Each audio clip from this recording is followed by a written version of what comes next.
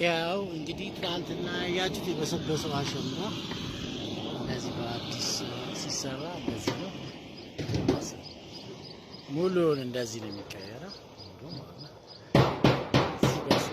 ሲበሰብስ አሮጌው ይነቀልና በአዲስ መልክ እንደዚህ ይቀየራል። ከዛ ጡቶቹም እንደ አዲስ ነው የሚሆኑት። እንደዚህ በየደም አርሴማ የመስታወት የአልሙኒየም የአሸንዳ ስራ 0911 35 23 30 ሙሉን ነው እንደ አዲስ የሚቀየረው። እንደዚህ ሲበሰብስ ይወጣና እንደ አዲስ ጡቶች ይገቡለታል።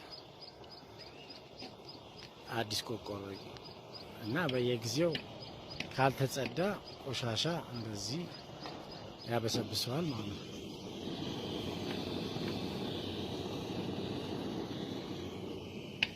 አርሴማ የመስታወትና የአልሙኒየም የአሸንዳ ስራ 0911 35 23 30